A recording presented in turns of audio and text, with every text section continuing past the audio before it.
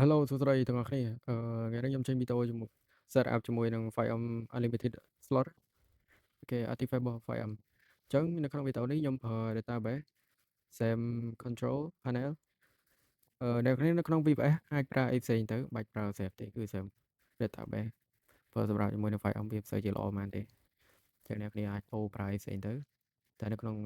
វីដេអូនេះខ្ញុំប្រើទៅលើកុំព្យូទ័ររបស់ខ្ញុំអញ្ចឹងខ្ញុំប្រើ SAM អូខេអញ្ចឹងឥឡូវយើងបើជាមួយនឹងរបស់យើងមកនេះគឺនៅលើ screen នេះខ្ញុំដាក់នេះឥឡូវយើងបើកអ្នកគ្នាអាចទិញបានយើងប្រើជា license ហើយតម្លៃខ្ញុំនឹងដាក់ឲ្យអ្នកគ្នានៅខាងក្រោម description អញ្ចឹងឥឡូវខ្ញុំវាយ user របស់ខ្ញុំចុះហើយនឹងដាក់ password អូខេជឿនៅពេលដាក់ហើយគឺវាដំណើរការជឿនៅពេលដែលដំណើរការអ្នកគ្នាបើកជាមួយនឹង browser មកអូខេអញ្ចឹងបើក browser យើងវាយ local មកនេះអូខេយើង access មកអានេះដោយសារតែខ្ញុំធ្លាប់set up ហើយស្រាប់ចឹងហ្នឹងអញ្ចឹងបានវាចេញនេះចឹងទៅចឹងឥឡូវយើងត្រូវ set up សារថ្មីដោយសារខ្ញុំ remove ចេញហើយអូខេចឹងយើងដាក់មកបើអ្នកគ្នាមាន server data ស្រាប់យើងគ្រាន់តែយកអានេះមកបើអ្នកគ្នា set up ថ្មីយកលើមកខ្ញុំយក ESX អូខេហើយកន្លែងនេះអ្នកគ្នាត្រូវដូរដែរចឹងខ្ញុំចង់ដូរដាក់មកកន្លែងនេះដាក់កន្លែងនេះឥឡូវខ្ញុំដាក់ថា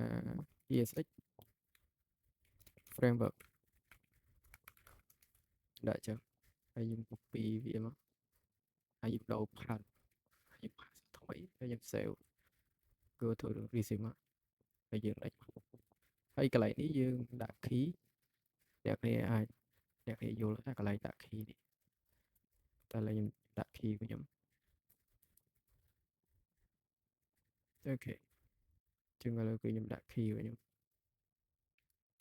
ខ្ញុំ run receive មកអូខេចឹងវាដំណើរការដល់ហើយអូមិនខ្ញុំភ្លេចដូរបន្តិចអ្នកគ្នានៅពេលដែលអ្នកគ្នា set up ហើយអូខេឥឡូវឲ្យ set up សិនណាអូនេះដល់កន្លែងនេះខ្ញុំភ្លេចហើយ sorry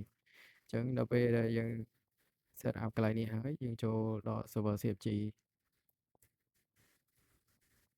ដល់ពេលចូលដល់ server CFG អ្នកគ្នាអាចដូរបានដូរពី48នាក់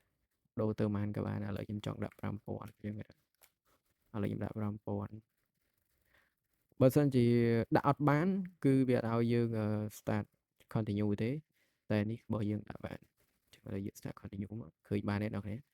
គឺវាអត់មានបញ្ហាទេអញ្ចឹងអ្នកគ្នាចង់ដាក់មិនក៏បានដែរប៉ុន្តែនេះយើងដាក់5000វាលើសចំនួននៃ file វាមានណាអញ្ចឹងយើងអាចដាក់ត្រឹម2049នេះអីចឹងទៅអញ្ចឹងរបស់យើងនេះគឺដាក់បានក៏បានដែរប៉ុន្តែនៅក្នុង server របស់ 5M FX server វាគឺវាអត់អាចដាក់ដល់ទៅ5000ទេអញ្ចឹងយើងដាក់មក2049អញ្ចឹងឥឡូវយើងដូរ